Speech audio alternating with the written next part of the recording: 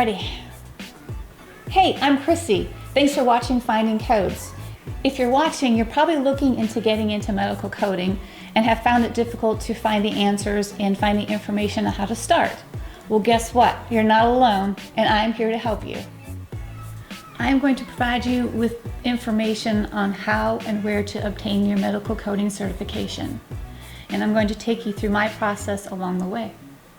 If you have any questions, post them in the comment section below, and I will do my best to answer them. So, let's get started. I know I said let's get started, but before that, let me tell you a little bit about myself. I've been a firefighter medic for over 20 years in Virginia, and at the age of 50, I'm able to retire, but retirement alone isn't enough to live off of. I can continue to be a firefighter after the age of 50, but the wear and tear on the body sometimes becomes too much.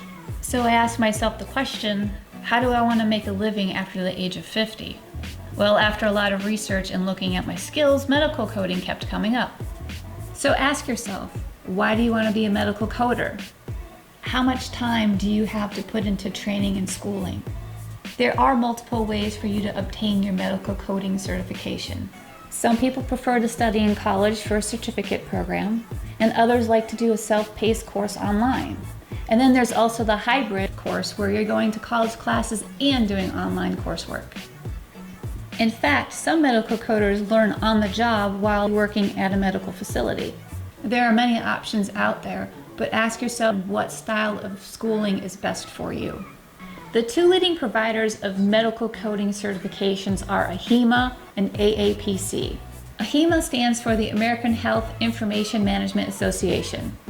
AHIMA is a global nonprofit association of health information professionals. They provide certification exams for medical coders and health information managers. The Certified Coding Associate, or CCA, is their beginning course for new coders once you complete their program or you've had at least 6 months of coding.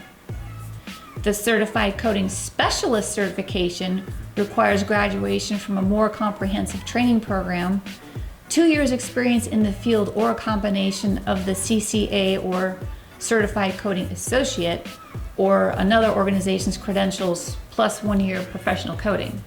Now we're going to talk about AAPC, the American Academy of Professional Coders. AAPC provides education and professional certification to position-based medical coders, and it elevates the standards of medical coding by providing training, certification, and networking, as well as job opportunities. The most common AAPC medical coding certification is the CPC, or Certified Professional Coder. After completing the CPC course through AAPC and taking the CPC certification exam, you will have the title of CPC Apprentice. The apprentice just means you are a new medical coder, and after 2 years of medical coding, the apprentice will be dropped. And there are other ways to eliminate the apprentice sooner, and I'll talk about that in future videos. AAPC offers a multitude of additional certifications, which we'll cover in later videos.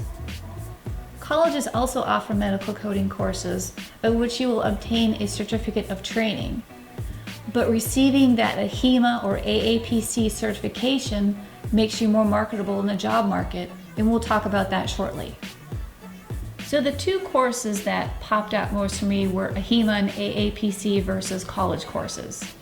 This is because when you look up job requirements for a medical coder, the two that keep appearing are the CPC, which is through AAPC, which is a Certified Professional Coder, and AHIMA, which offers the Certified Coding Associate.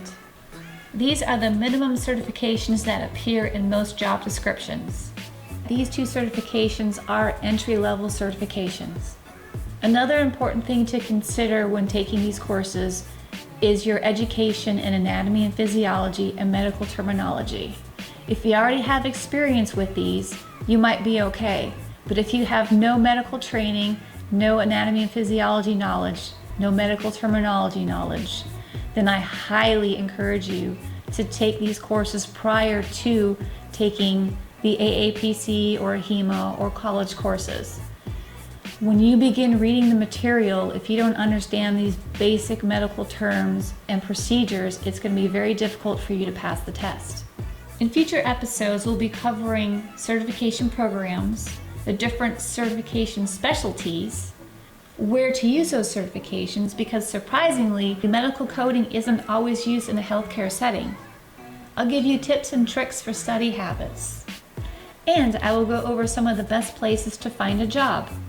If you have any questions, comments, or ideas for future episodes, please leave it in the comments below and I'll do my best to get back to you. I'll be posting a new episode every Tuesday covering the topics we discussed today. So do me a favor, hit that like button, subscribe to my channel, that way you'll be notified when a new episode is posted. Thanks for coding with me today, and we'll see you next time on Finding Codes.